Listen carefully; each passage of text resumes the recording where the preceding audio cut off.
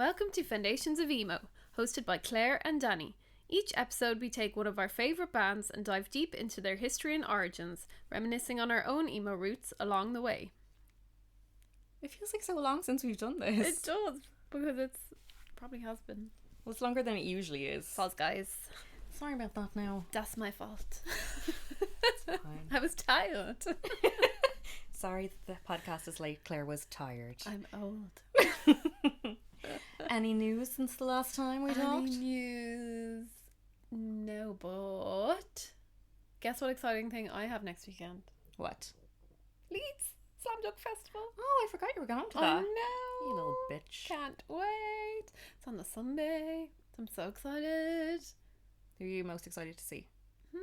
That's a good question. Nobody. Because we were talking about this and what bands we're going to see because there's so many clashes. And Enter Shikari clash with The Offspring. Now, to say I'm not the biggest fan of The Offspring. Yeah, I'd choose Enter Shikari. Yeah, but see, I feel like I've seen Enter Shikari before. I'll see them again. Will you ever really see The Offspring? They were the first rock band I ever saw live. Okay, never mind. But like everyone else, where on earth did you see The Offspring? In the 3 Arena. What? Well, I think it was the point. Yeah, when I was like 14, my friend wanted to go for her birthday. We'd only just started getting into rock music, like we were listening to Good Charlotte, and she had an older cousin who was really cool and was like, hey, I want to go to The Offspring for my birthday. Nobody buy me a present, just buy a ticket and we'll all go. So it was like my first rock gig I ever went to. That is wild. Yeah. The wildest story. Okay. And I didn't even like them, and I still don't. Yeah, I still don't. I just want to see that one song. Pretty fly for yeah, a while. it's like, oh my god, my head was like, that's not them. That's not them. I was like, what other songs do they It's like have? Limp Bizkit, I don't know. And I also bought a ticket for the 1975. Yes. Because I'm so easily influenced. Yes, not very emo. No, but still. Yeah. Well, like, to be fair, they're pretty emo. Like the lyrics and stuff. I mean, I literally only know that chocolate song, really, but look, it's You fine. have been missing out. Get ready to be converted. Well, I went to see Dayseeker last week in Glasgow. So jealous. Went to see them in the Garage, which is such a lovely little venue. Great venue. Ended up in the 4th row, like not even trying, just like people moving around, and I just was like, oh, I'll step into this empty space, and I was like, oh my god, Rory Rodriguez is right there. And he's a babe. He's just so cute. When I say babe, sorry, just to clarify, I don't mean like, oh, he's a babe as in, oh, he's so hot. I mean, sometimes they use the word babe for like, little babe, you know? Yeah, like, he is just he is a little babe. I want to give him a hug and take care of him. And then he played all the big singles kind of midway through, and then finished on Neon Grave, and then was like, okay, thanks, good night. And I was like, what the fuck? Like, I was like, there's no encore? Yeah. Then I like, my brain was just trying to flick through the whole catalogue, and I was like, they didn't miss a single song. Like, every single single they played. Yeah. I was like, what could they possibly play? And then he came out and they sang Afterglow, which is the song he wrote for his daughter. It's like the last song on the new album. And it was just him and a little acoustic guitar singing to his daughter. When I say I cried. I was like, you bastard, you got me so good. Were you crying while you were dancing? I was indeed. But anyway, speaking of bands, the band that we're here to talk about today is The Used. Yes. And I'm excited for this one because I didn't know anything about The Used going in. I know nothing about The Used. I listened to them for years and knew some of their songs like the back of my hand, but like I didn't know anything personal about them. I didn't know their story. Didn't know anything. Nope, just knew the lead singer was Burt McCracken. Yeah, that's all I knew as well, basically. The extent of it. So we are here on a learning journey together. Let's go for it. I've learned some things. So they formed in around the year 2000 in Orem, Utah. And there's lots of conflicting things saying that they originally started out being called Strange Itch, and then there was other things saying they started out being called Dumb Luck. Both good names. But I don't know if that was the original name for The Used or if that was kind of older bands that some of the other members had been in before. So I'm not 100% sure on that. I couldn't find out the facts. So it started with drummer Brandon Steinekirch, or something along those lines. He was raised in a Mormon family, and when he was 11, his father completed suicide, which inspired him to take up drums, as his father had played when he was his age, and it allowed him to release his anger. Aww. There was also guitarist Quinn Allman, who grew up watching his father play drums, so took it up at the age of 5. But then when he was 14, he started playing guitar and was in bands by the age of 15. And then bassist Jeff Howard took up bass because his friend played guitar and it worked well for like one of them to play bass and the other to play guitar. Sounds like something we do. Yeah. Make someone be a drummer. Yeah. Which is what we did. The three of those started working on songs. They didn't have any lyrics because they didn't have a vocalist, so they were just kind of making music together. And they obviously decided we need a vocalist for this band. So they started doing auditions in Jeff's house, and they weren't impressed with anybody. And apparently they auditioned a lot of people, and they just didn't like anybody. So Quinn reached out to Burt McCracken and asked if he wanted to join.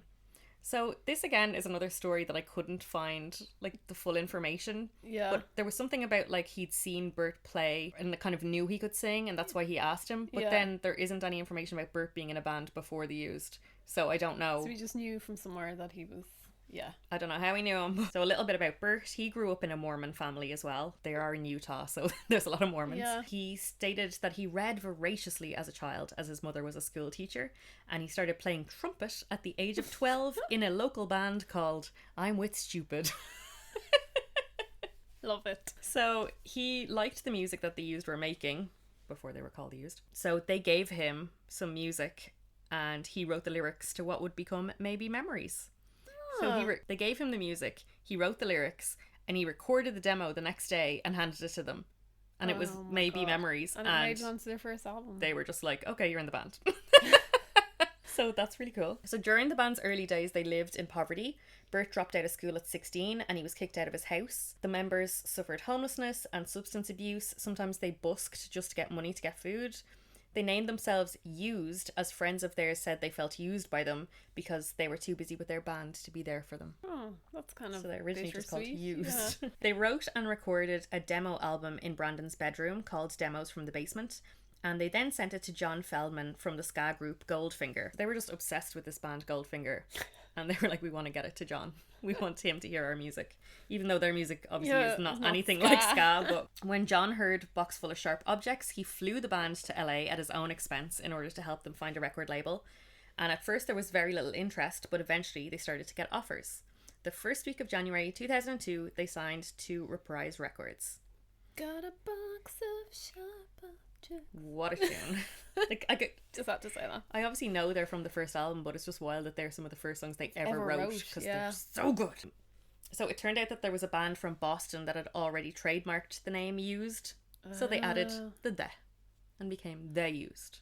I prefer The Used. Yeah, definitely. Used, I don't know, it's not the same. So in June 2002 they released their self-titled debut album, produced by John Feldman, who provided backing vocals on Bulimic and Greener with the Scenery. Oh.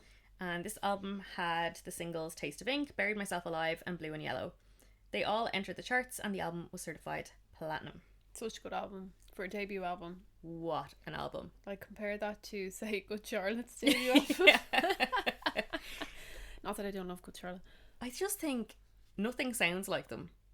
There's so many bands out there that scream, and there's so many bands that, you know, do similar, but nobody sounds like The Used. And I think Bert's vocals are a big part of that. Massive part, yeah. The second you hear it, you're like, oh, that's Bert McCracken. Yeah, really, really good. That album is just, like, as soon as you hear the riffs, like the opening riffs, you know exactly who it is. Yeah. You're like, yes! Yeah. So good. I don't really remember how I first heard it, but I knew, like, I just was instantly in love with it the first time I heard it. And I remember switching between the first two albums, In Love and Death and this, on my Discman. And I was just like, oh, it just hit every time I listened to it. And even to this day, like, it doesn't age. No, like, when we went back and listened to them for this, I was so excited to go back and listen to them because I was like, oh, what a good album. And it is, like, it could have been made today. Yeah. Really, really good. And again, I don't know where I started listening to them. Maybe, I don't know, did I start listening to them because you were listening to them, maybe? I feel like that was a thing. Bit of an influencer over here. But I remember having those 2 CDs as well. Like, just so good. So good. Even to this day. So over the summer they played Warped Tour and Ozfest, and despite it not being released as a single, A Box Full of Sharp Objects started to get played on the radio and TV stations. Oh, can you do that? Apparently. What I loved, I went back and I watched a DVD that's like a video diary from this time. They're kind of going back and talking about how they started and talking about making the first album and stuff like that. And they are all so excited.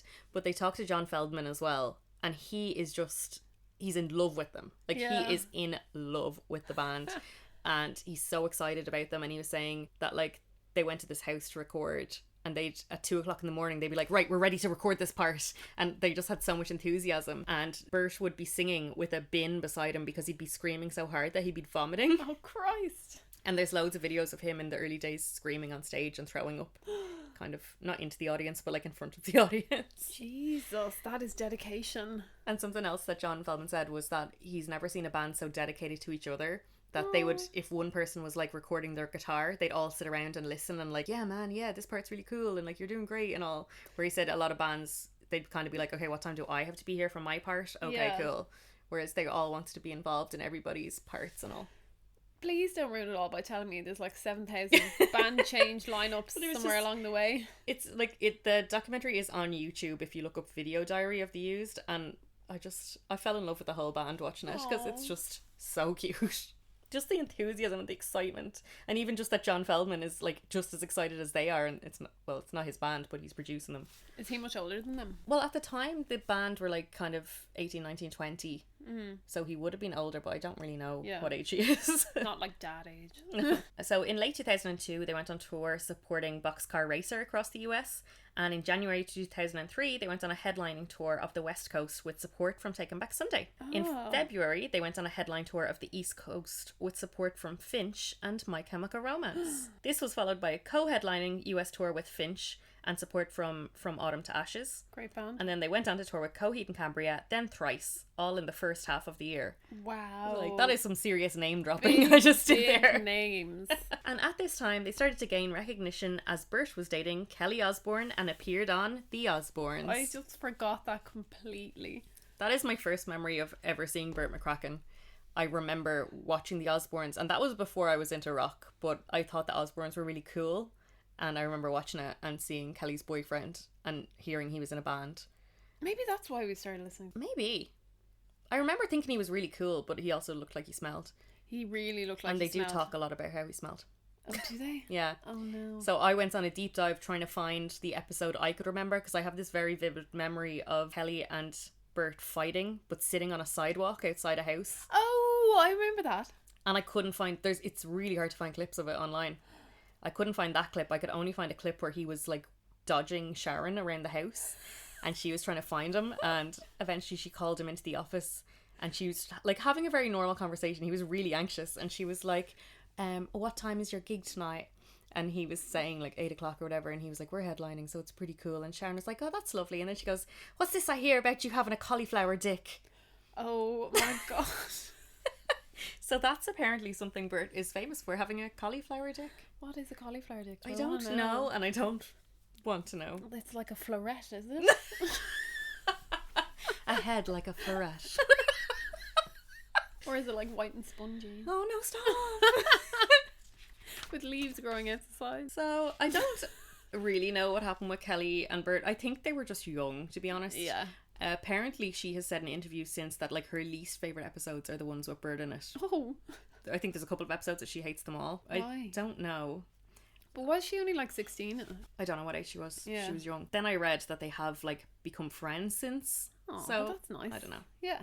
Because they've matured. Yeah, well, they're well in their 30s now, so I hope so. In July 2003, they released a CD-DVD album, Maybe Memories, which was a live album with some rare, unreleased tracks and demos, with the DVD featuring the history of the band, so that's what's on YouTube, member bios, and part of a live concert, and that has been certified platinum. In 2004, Bert's ex-girlfriend Kate died of a drug overdose while pregnant with his child.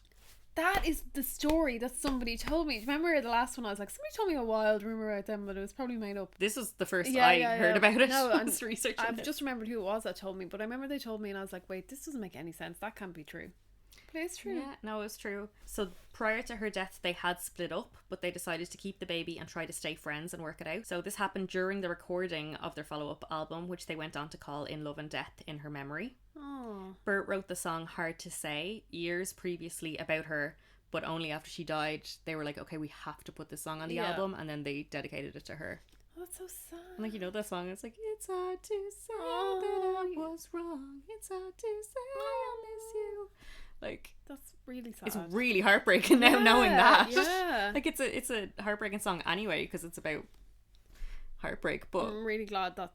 did I just say it's a heartbreaking song because it's about heartbreak? You know. Hi, English. And other deep shit. I was really worried you were going to say the song was the song that I have as my song to skip, and I was like, oh no. That's not great. So Brandon, the drummer, said that there was always some kind of butting heads going on, whether it was big or little stuff, which created this underlying tension throughout the record. Oh, I know what's coming. Bert said, everything that went into the record, me having lost 2 friends, tension within the band, and tension with our producer, was mostly positive because it all made the songs come together like magic. Oh, that's a positive spin on it. Yeah, like I suppose there is kind of like anger on the album when you think of some of the songs, but like I never was like, wow, it sounds like the band hate each other on this album. Yeah, definitely not. So the album was released in September 2004, produced by John Feldman again, and it features singles Take It Away, All That I've Got, I Cough Fire, and Under Pressure. Take. So Under Pressure was released on a subsequent like version of the album, like a different edition, because they had released that with My Chemical Romance to benefit victims of the 2004 tsunami. That was a great cover. Yeah, because I think it was mostly because you were just so excited to see Burt McCracken and Jared Way on the same song doing their thing. Yeah, I fell into a deep hole trying to research like their friendship and everything, because it was a thing, wasn't it? They had like but they were friends, and there's like lines in each of their songs about each other, and there's pictures of them together, and there's Bert wearing My Chemical Romance t-shirts and things like that, but like there's not really a story there. They were friends, and obviously the internet took that and ran with it as like they must be more than that. well, yeah, they created that kind of legend around it, fan fiction. Yeah, but there isn't like a story to discover. But apparently they actually kind of fell out in later years. I was going to ask, is there like a later, fallout or something? Because you don't really hear much about the two of them. Yeah, no, apparently they just kind of fell out. I think Bert, spoiler alert, gets clean and stops drinking and doing drugs all the time. But I think My Chemical Romance were very much in it at the time. Okay, yeah. So they just didn't have that much in common anymore. That's fair. They were living different lives. Let them have that. But I think that when My Chemical Romance said they were coming out with their latest tour, like after all their time away and everything, and everyone was so excited about them coming back, myself included, Bert kept making all these rumours that the Used were going to support them. And every time he was doing interviews, he's like, hey, did you hear My Chemical Romance are coming back? Wouldn't it be cool if they had a good support act like us? And, just stuff like that. But obviously it never happened. How good would that be? Oh, I would die. I would simply pass away. And I think I just remembered where I first heard The Used. Yeah. I think it was the single Take It Away. Where, like on I think it was on it. Yeah, it was on like one of those rock CDs. sound DVDs or something like that. And then I think I went back and bought the albums after that. But I just had a memory there when I said the name. I think it was one of those ones where the second album is what I listened to first, and then I went back. Yeah, probably the same. So The Guardian gave In Love and Death 3 out of 5 stars, saying, songs of self-abuse and suicide, and those are the sunnier moments, are wrapped up in wailing riffs, big choruses, and fiddly guitar solos. I thought it was a pretty kind of good analysis of it. That's why I included it. I was like, that's the album. And it also went on to become certified platinum. So they're just flying. Super successful. Absolutely flying. To promote the album, the band appeared on Jimmy Kimmel Live, which is another Is weird everyone on Jimmy Kimmel Live? I feel like yes. And went on a series of in-store acoustic performances and signings. October and November, the band went on a headlining tour of the US with Head Automatica. Do you remember them? Oh my god, do they have that song? Beating Hearts, baby, baby. No, I was thinking of who's that band that? Wow, you just ruined my moment. I was waiting for you to get really excited about that song. No, I was going to say who's that band? I just remembered who it is. I was getting them confused. Was it the Automatic? Oh. What's that coming over the hill? Is it a monster? Not the same band. Oh, definitely not the same band. Atreyu, The Bronx and The Bled, supporting on selected dates. So in early 2005, they headlined Taste of Chaos in the US, and they played Download. In August, they went on a headline US tour with support from 30 Seconds to Mars. Support from 30 Seconds to Mars? Oh. They're huge. Jared Leto would not like that. Jared Leto does not like to be below anybody. In October, they headlined the International Taste of Chaos tour, and after touring, they took 8 months off before starting work on their next album, which is fair play because they have just non-stop from the time they released the record. They were just like tour.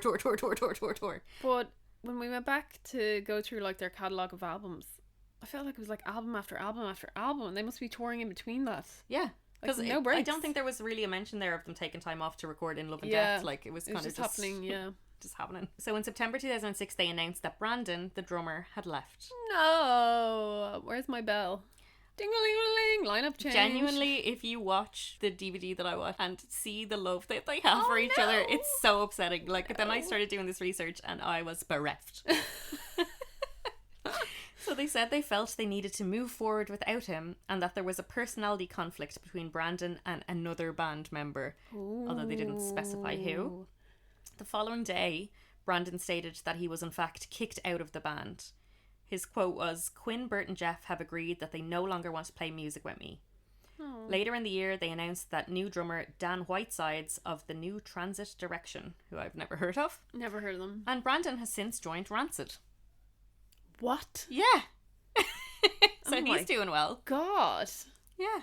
And he there's like quotes from him saying, you know, I've loved this band since I was a child and now I'm in them, like, so. That must be so wild. Yeah. That's cool. So in February 2007, they released live album Birth, which I love because it's spelt Bert. I was going to say, is it a play on word? Yeah. With another DVD. This is something else I found, that they released like 8 million DVDs. Like everything they released, they're like, here's a DVD to go with it. Although none of it's on YouTube. Like that very first one is on YouTube. The rest you have to actually buy the DVD. Yeah. They're really hard to find. And I was reading the comments on YouTube and so many comments were like, where are the other DVDs? Can someone please upload them? Someone must have them. Yeah. Upload They're them. just not online. So they spent most of the start of 2007 on the Warped Tour, and then in May released their third album, Lies for the Liars. For some reason I always forget about this one. Yes. But every time I listen to it, I'm like, this is full of bangers. I also forget about it. Full of bangers. They wrote 40 songs, of which 19 were recorded, and then they chose 11 for the album. How do you have that much talent and creativity that you can write 40 songs? Again, this is something that happens again later on for another album. Like, they just write like 8 billion songs, and then they're like, okay, these are the best 30. Let's record these. So it chose 11 for the album out of the 19 they recorded, but then the other 8 songs were released as bonus tracks on different editions of the album. Oh. A special edition of the album included a bonus DVD. Because they didn't have a drummer at the time of recording it, Dean Butterworth of Good Charlotte recorded the drums for this album. Oh my god, Dean! Oh no, our old pal! Love the crossovers. So there's only 2 singles from this album, The Bird and the Worm and Pretty Handsome Awkward. Am I controversial if I don't like The Bird and the Worm? I did like it. I feel it's a bit overplayed now, to be fair. I just was listening to it, I was like, okay, it's not really my vibe. I like when they're like, hey, flies like a bird. Hey. That part. And Pretty Handsome Awkward is an absolute banger as well. Yeah. So the album artwork features Chatham, which is like Adam with Chad at the start, which is a character from an animated web series designed by Alex Pardee, who also created the cover for In Love and Death, Birth, and a number of their singles, as well as the animations in the video for All That I've Got. Oh, so he was all over their vibe. Yeah, he was doing bits with them for a while now, he was. But you know, Chatham is like that, like blockhead type. Yeah. It's iconic. I want to say that they were playing gigs and like had a character dressed up as Chatham on stage. I've never seen. But I might have made that up in a live. fever dream. I did not research to see if that was a true fact or if I was just making that up. It sounds good. So they were supposed to play Warped Tour in June and July 2007, but had to cancel because Bert had to have vocal cord surgery.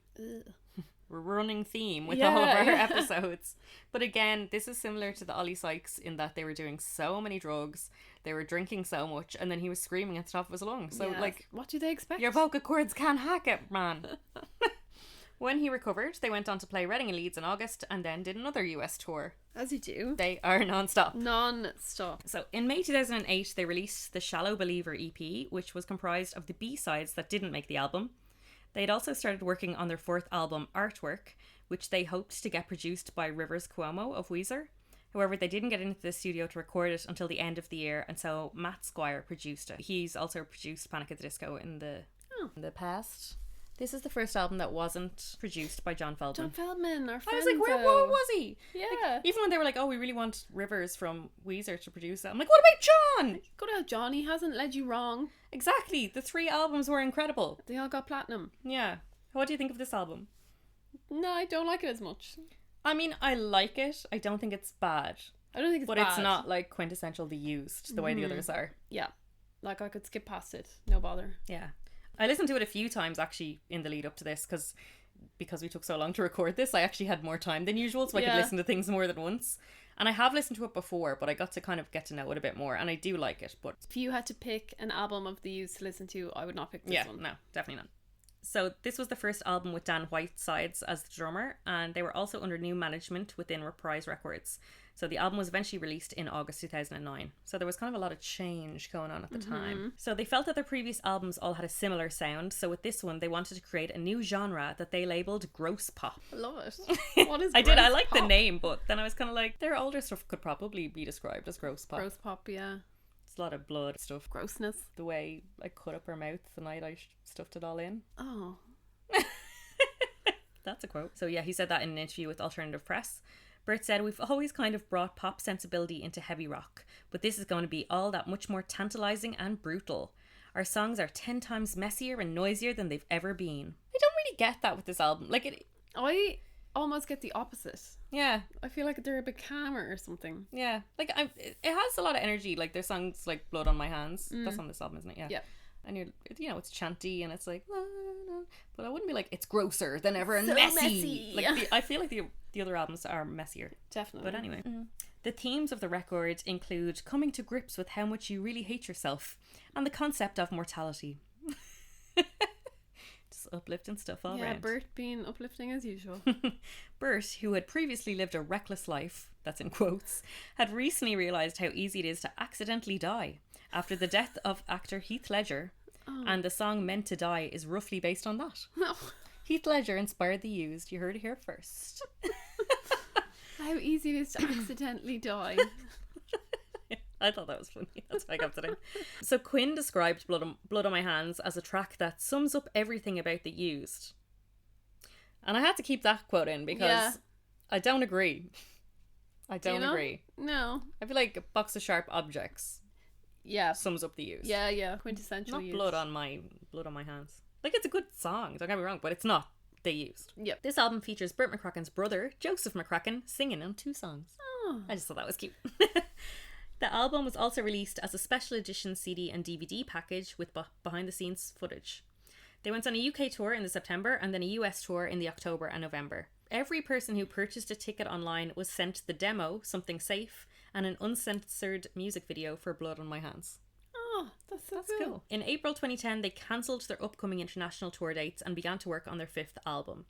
There was a significant delay as they parted ways with Reprise Records, who they had been with for 10 years. Yeah, because I was going to say another band, man. I was like, I couldn't figure out why they cancelled all their international about tour to dates. I was say- like, what the fuck? And it took me ages to find out, but then I was like, okay, they're leaving the management, so there's just like stuff going on. I thought the way you said that was, let's cancel all and start work on the next Yeah, album that's instead. what I read when I originally read it. I was like, the neck.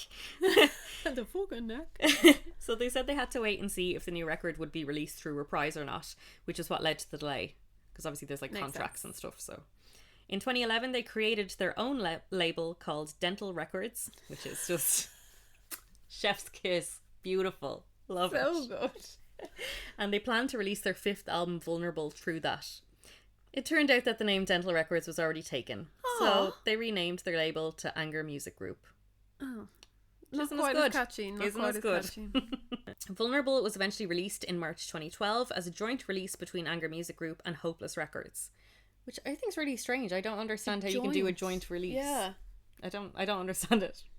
3 singles were released from it: I Come Alive, Put Me Out, and Hands and Faces. It was produced by John Feldman. Yeah. He's back, baby. And Bert said, "This record is really about becoming more than just who you are and allowing yourself that vulnerability to be a more powerful person. It's a lot more positive than a lot of records we've written in the past. I think everyone could use some positivity nowadays. There's a lot of hip-hop influence, beats and drum and bass kind of stuff, but it's also still a lot of soft and heavy sounds. There are a lot of brutal, sharp, bright sounds, and the tempos are anywhere from ultra slow to super fast and heavy. There are a lot of different conceptual feelings on the record." So basically he's like, it's fast and slow and loud and quiet and big and small. all of the things. So to just support the album's release, they did a North American tour in May and June, headlined Warped Tour in June, July, but in June they were forced to cancel all Canadian dates because of Bert's criminal record. He said he was not allowed into the country for 10 years due to some teensy-eensy misdemeanors, including trespassing from years earlier. Mm-hmm. I don't understand how you get so far as to like announce dates, have them planned. Yeah, and then you're And like, then be like, wait a second. I knew there was a country I couldn't go to, and it was just on the tip of my tongue. Like, I don't know how it got that far. Yeah.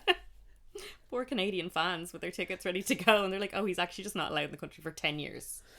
Actually, I was listening to a podcast, that one with Shane Told, and he was interviewing Roy Rodriguez, and they were saying that when they started out, they couldn't get into Canada because one of their band members also had a criminal record in Canada, and they're like, no bro, you're not getting in. It's Common a thing, Yeah. apparently. So in January 2013, reissued the album Vulnerable as a 2-disc set called Vulnerable 2. I mean, it's in Roman numerals, so it's fancy. In June, they announced The Ocean and the Sky and released the EP the following month. And in August, they released a documentary on the making of the EP. They love a documentary. Love They a love good documentary. Love releasing things. What do you think of the album Vulnerable? So this is where with bands I struggle a bit, because I almost feel like they release so many things, you lose touch with them. There's too much to listen to that you can't absorb it as much because you're too busy on to the next one already. Yeah. So I get what he means when he's like, this is slight, not, I wouldn't say it's more positive, but I definitely get the different influences. Don't enjoy it as much as the other ones. The first time I listened to it was in the lead up to this episode, and I was like, this is so lukewarm, like I'm not feeling anything. Lukewarm, great adjective. I was like, it's, you know, it's not bad. There aren't songs on it that I was like, oh, turn that off. But it wasn't grabbing me the way their other stuff does. But then I listened to it a second time later on, and I was actually feeling it a bit more. So maybe it's one you have to listen to a few times. It's a grower. Yeah. I kind of felt a bit more as a filler. Yeah. No, it wasn't a filler, like not a grower. blowing my mind. Lukewarm, as we said. And then The Ocean and the Sky, I did listen to it once, but it's only an EP. I listened to it. Hang on, is this one? It's only got 5 songs, but it's like super long. The album. Yeah. It was weird. It was very experimental, I found. Yeah, and it's like the album's like 41 minutes long. There's only a few songs on it. I wasn't feeling that at all. But it was an EP, so I was like, give it to them. Everyone wants their little exploration where they do their own thing. Waiting for the live album. So in January 2014, they announced their 6th album, Imaginary Enemy. Like, they literally only released the EP in June. Or sorry, in the June or July.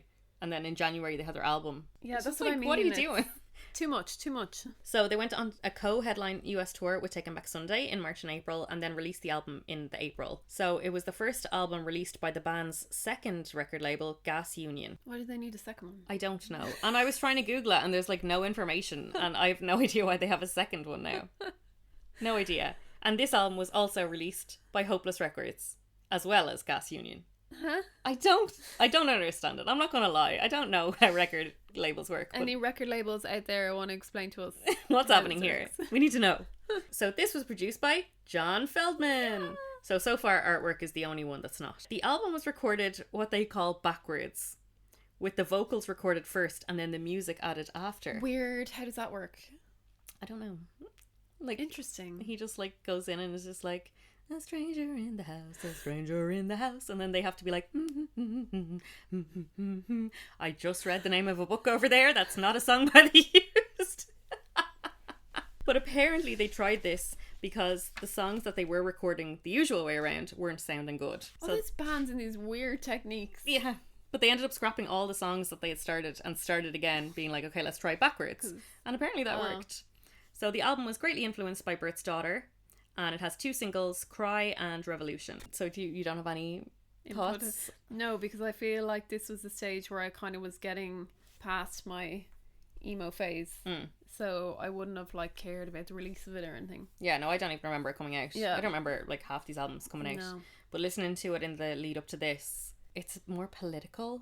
There's a lot of politics going on. Is this one of those, what way did Benji Madden describe it? Like a selfish album? Where they're like, let's make one about what we want to talk about. I think it's them kind of trying to grow up a little bit and be like, hey, we can't keep singing about heartbreak forever. Yeah, like, but let's talk about politics. That's and all it's like, we care about. No one's really into politics that much. No. Well, like, not saying people aren't into it, but they don't want to sing about it. Yeah. Because this is the one that has that song, what's called like, not Throwaway Generation or something. Don't know. This album doesn't get, I don't get it. It's again, The songs aren't so bad that I'd want to skip past them. But they're not like, I'm not like, oh, can't wait to put that album on again. It's just like, whatever. So in August, they went on an Australian tour with Take 'Em Back Sunday, and then back to the US in September and October with support from Frankie Euro. Partway through the tour, they released a split vinyl EP featuring 2 songs by Take 'Em Back Sunday and 2 songs by The Used. Like, did they just do that like halfway through the tour? They're like, yo, do you know what we should do?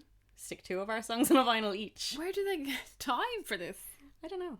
But I think that's cool because, like, I presume it's just on the merch stands at the thing. And it's like, if you love both bands, that's a really cool thing to have. That is super cool. They're doing a lot of touring with Take 'Em Back Sunday. Yeah.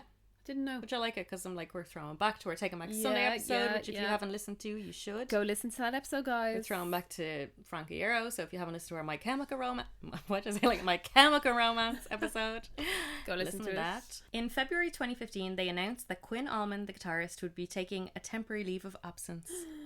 Is this because he's on drugs? I can't remember. So, Justin Tchaikovsky of Seosin stepped in as a touring member. I love Seosin. So they went on more tours, they did Taste of Chaos, etc. And in November 2015, they announced that Quinn amicably parted ways with the band and Justin was going to be a permanent member. Wait, what? So, he left Seosin to be... Oh. I don't know what the story was Seosin at the time, but... Well, I suppose the Used in the more Used successful, now. So...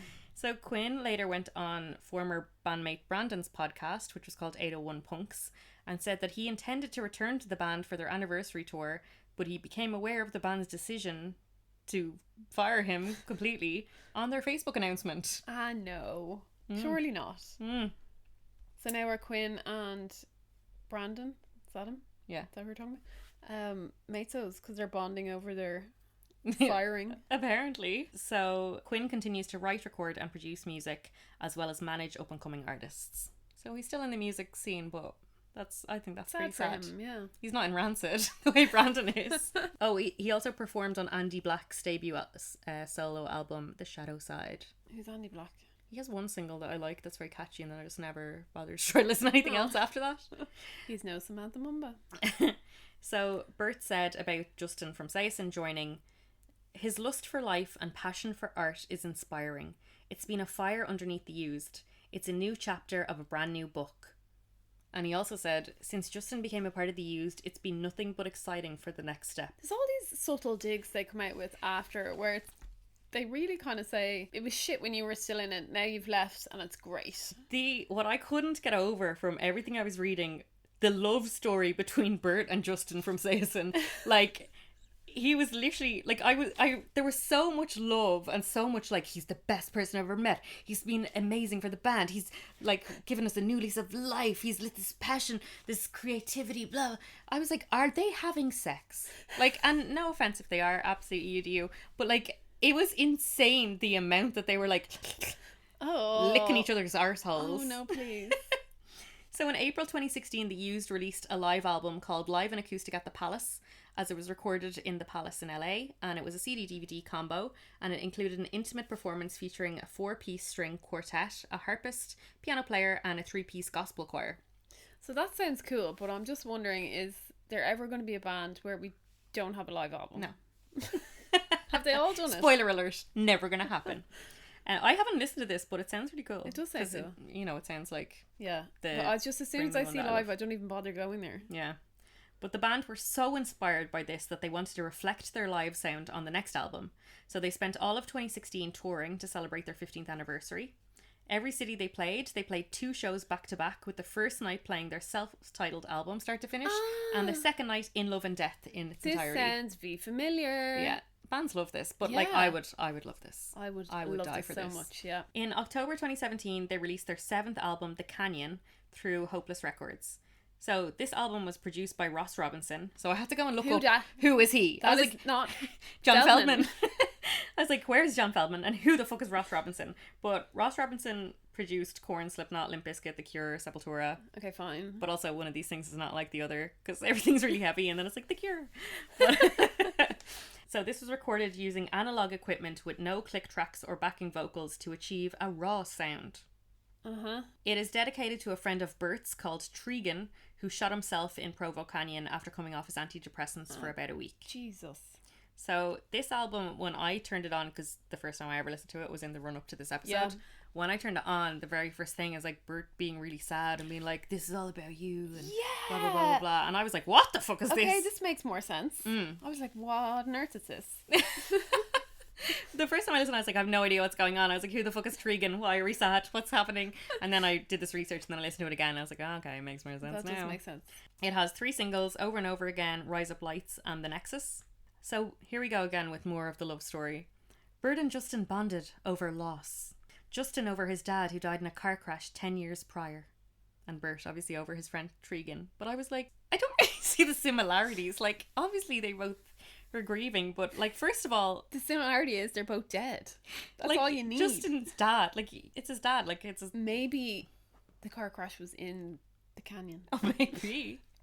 But it's just like, that was also 10 years prior, so it's not like fresh grief the way Bert was feeling. I don't know. But anyway, here they are licking each other's bums again. Bert said, "We've never had a more connected time creatively.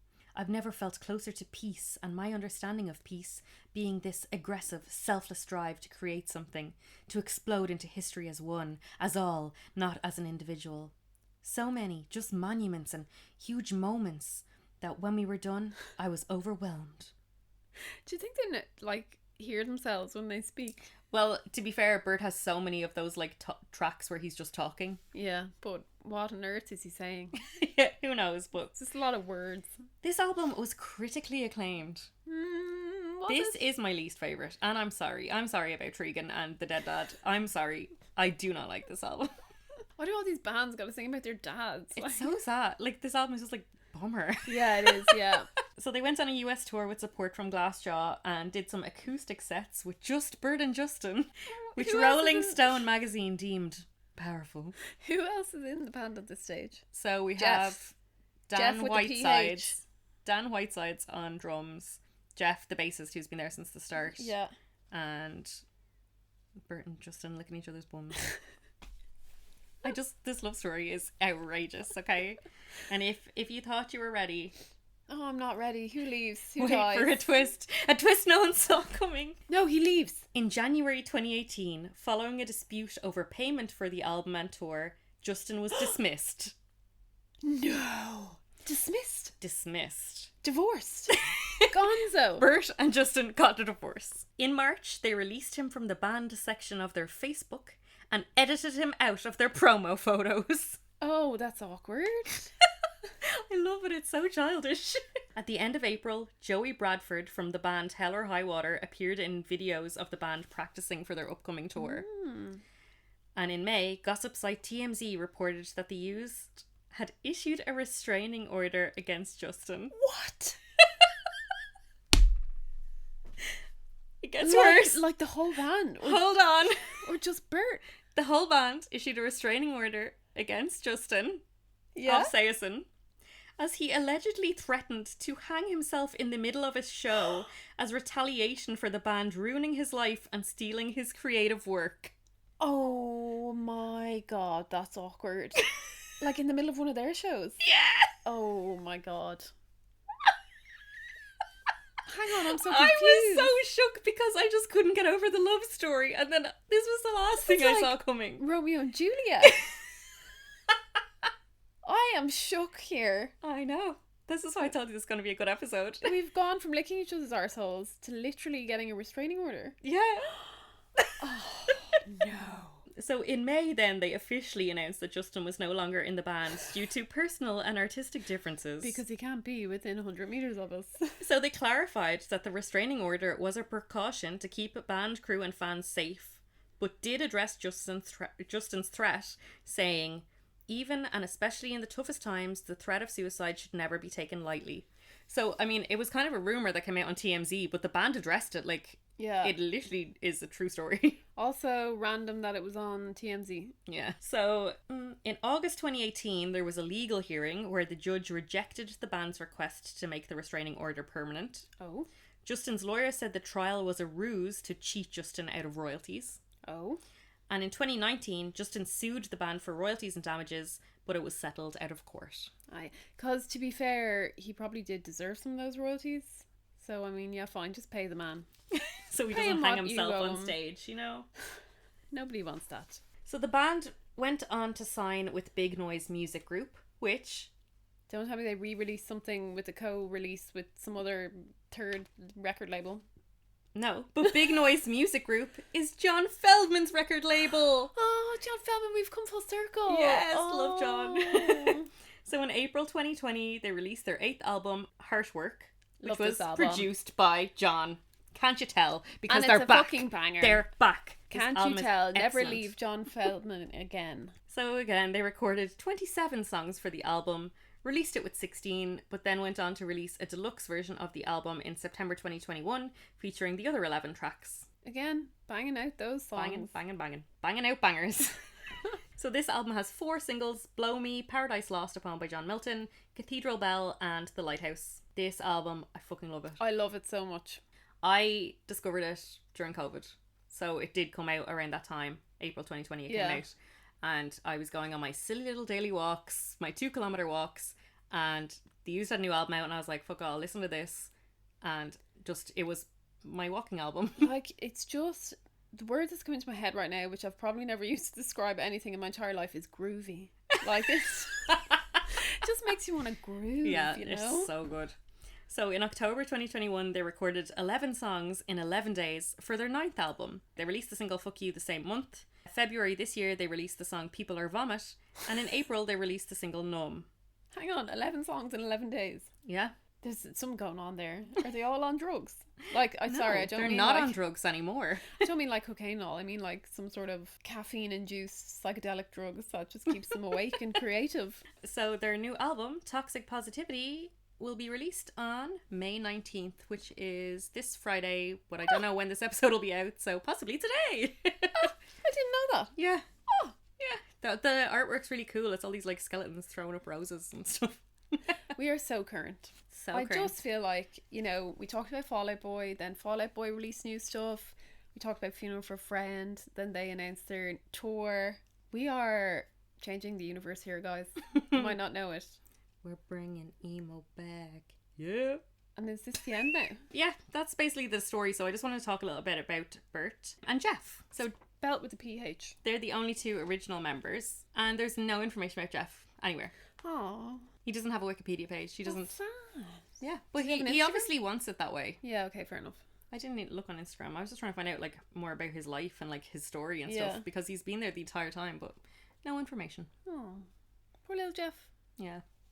So a little bit about Bert then. Obviously I wanted to find some controversy, as if there wasn't enough throughout the entire fucking episode.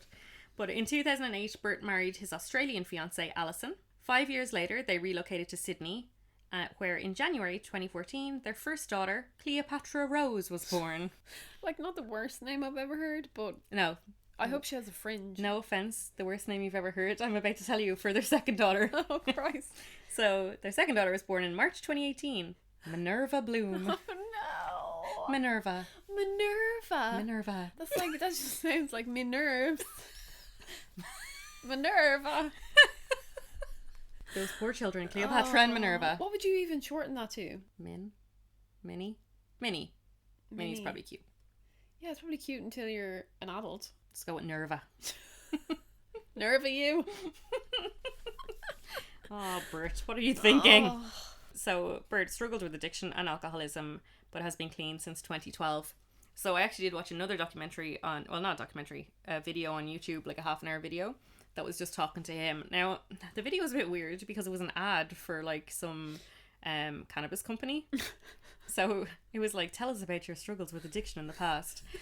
And he was like smoking crystal meth when he was like 14 or something. Like some like he was on drugs so early, like way before the used even started. Yeah. He was on mad drugs. And when you watch like that first documentary about them, he's just off his face all the time. Like, he's so messy and he looks like he smells and he's like he's just... Has he had a shower? Do we know? If you see this documentary or this video that I watched where he was talking about being clean, he looks incredible. Can I look him up now? I haven't seen him in a while. He is looking brilliant. He goes to the gym all the time. He stays at home, focuses on his daughters. Ah, Jesus, he's there so he is clean. now. He looks like he smells nice. Ah. Look at him there. so cute. Oh, he looks so happy. And I've never like fancied him because I always just thought he looked gross. Look, he is so classic Burt McCracken. Yeah, with the long black hair. Always looked smelly. And He nowadays, I'm like, Bert, like where have you been hiding? Stinks in that. He stinks in that photograph, you can tell. Oh look, he's so He's cute. lovely. He's so cute. Ah, I'm delighted for him. Oh, I think... Wait, where's that? I think that's like from the video that I watched. Fair play to him. But so basically, he gave up drugs because he wants to have kids. And his wife said, if you want to have kids, give up drugs. So he did. Fair play to her. Yeah. It was And that fair play easy. to him for being like, I want kids so bad. I'm going to do it.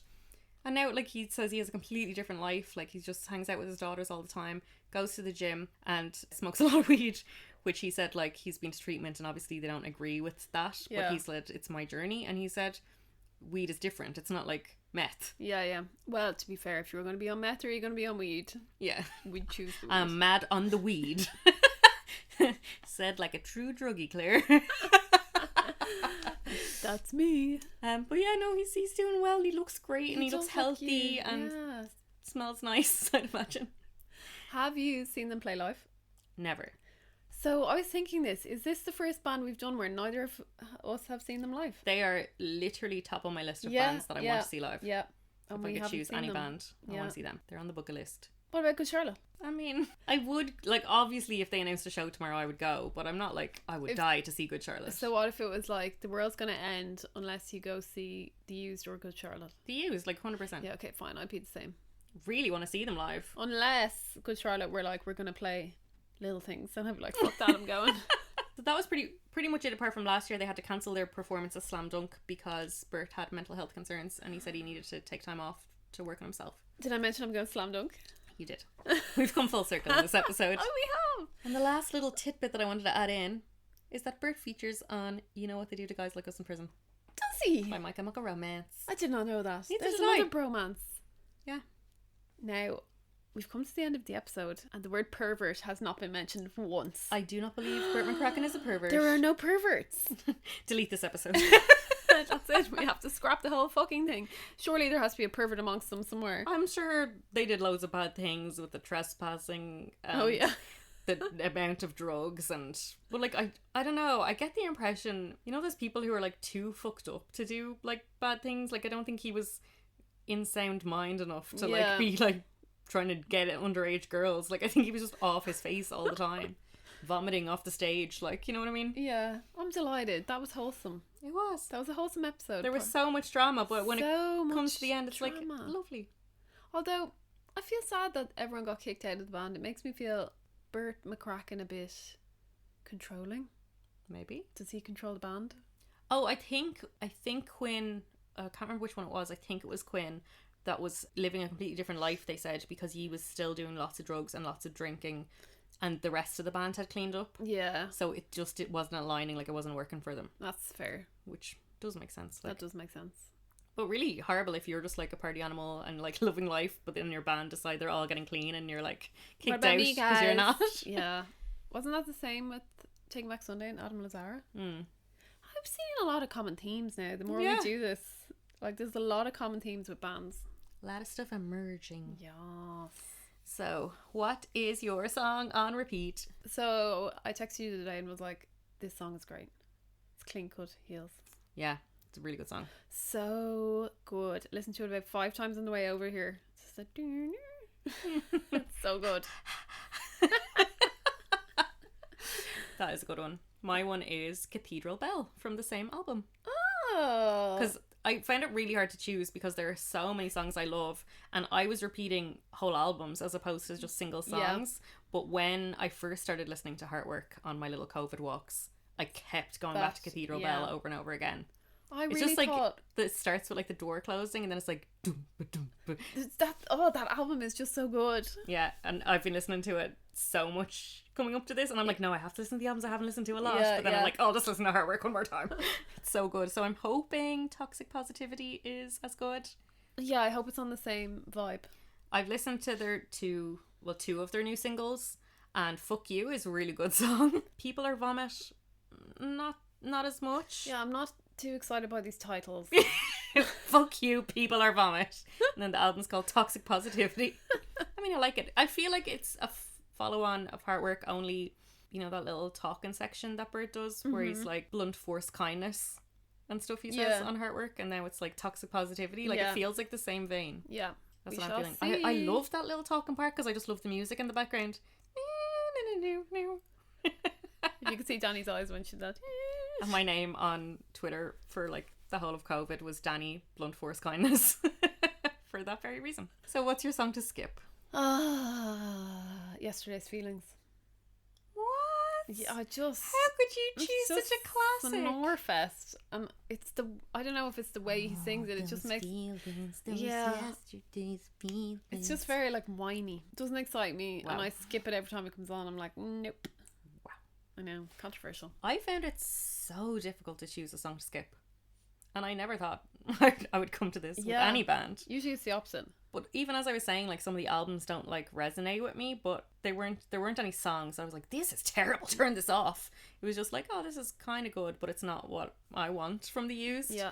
So now I'm gonna be the world's biggest cunt and say, oh no, it's that very first fucking song from The Canyon. I was gonna say, is it the one about Tregan crying about his friend Tregan? And I'm like, man. And more so than the song, I just think it's a horrible way to start an album. And I know that the album is dedicated to his dead friend. I know. But I'm never going to want to turn on an album and be like, right, time to get devastated. Unless it's Dayseeker. That's the exception. Yeah, but that's a whole vibe, Dayseeker. Yeah. But I'm like, wow, I really just want to listen to this first song on the album that's absolutely devastating. Yeah, you like, just go straight You need to ease two. yourself into that. You need some like catchy bangers, and then like the end of the album, it kind of gets a bit sad. Yeah, or if it was like an interlude, we'd be okay with that. You don't start an album with that sad song. Where's so advice? I don't think I'm going to be listening to The Canyon too many times because I don't like the album, but I just feel if I was going to listen to it, I'd automatically skip past the first song. Was this a song or the album that was produced by Ross? Yeah. Well, I think so. That's all we need to know, isn't it? Yeah, Ross. What's your story? What the fuck are you thinking? Bring back John Feldman. John Feldman is an angel.